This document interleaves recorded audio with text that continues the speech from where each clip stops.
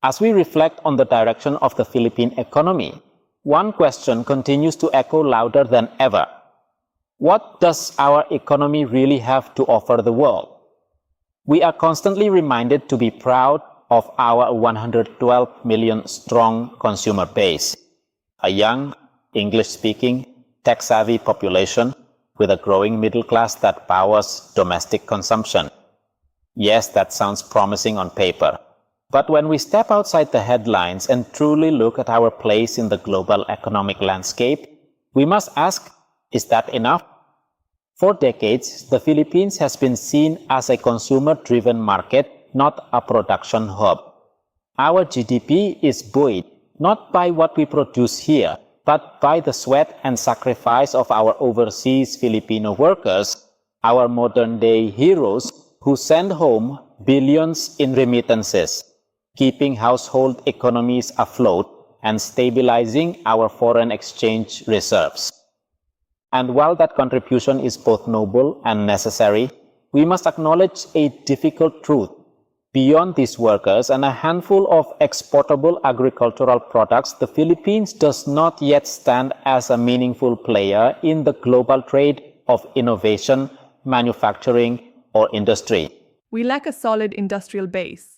Unlike our neighbors in ASEAN, countries that have carved out niches in electronics, automotive assembly, high-tech manufacturing, and agri-processing, the Philippines remains heavily dependent on services, foreign imports, and seasonal industries like tourism.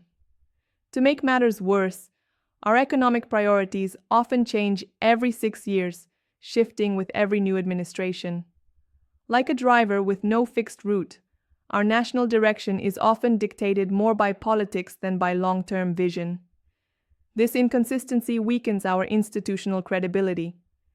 It sends a message to long-term investors that we are not yet a dependable partner, not yet a stable environment for long-term economic planning. Yes, tourism matters, but we saw during the pandemic just how fragile that pillar can be. And if tourism is the only product we push to the world, then we remain vulnerable, seasonal, and reactionary. So, again, we ask, what does the Philippines have to offer the world? We must offer more, and we can. First, we must invest in value-added industries. The Philippines can become a global hub for medical outsourcing, healthcare technology, and digital diagnostics. With tens of thousands of nursing and allied health graduates each year, we have the talent. But we need the infrastructure. Let's go beyond call centers and build a world-class health process outsourcing sector that answers the world's growing need for remote healthcare. Second, we need to develop technology clusters and innovation zones. The Filipino is naturally creative. There's no shortage of talent. What we lack is ecosystem support. With proper investment in R&D, startup incubators, and venture capital, we can export SaaS platforms, fintech tools, AI innovations, and creative tech that solve real-world problems. Let's give our inventors and coders a reason to stay. Third, it's time to revive and modernize agriculture, not just for food security, but for agritech export. With climate change threatening global food supply chains, sustainable tropical agriculture, and biotech solutions from the Philippines could meet rising global demand. Let's lead in tropical farming innovation, not just survive in it.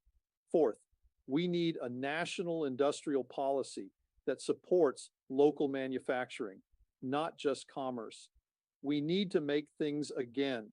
We must incentivize small and mid-sized factories, improve logistics systems, provide stable power, and remove the red tape that strangles productivity before it even begins. The Philippines cannot afford to be just a market.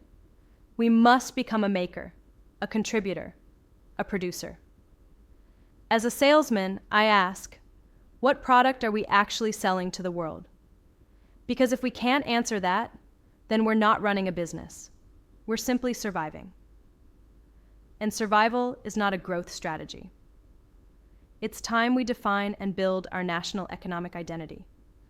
Let's stop acting like passengers in our own economy. Let's start driving with direction, with discipline, and with purpose. Because here's the reality.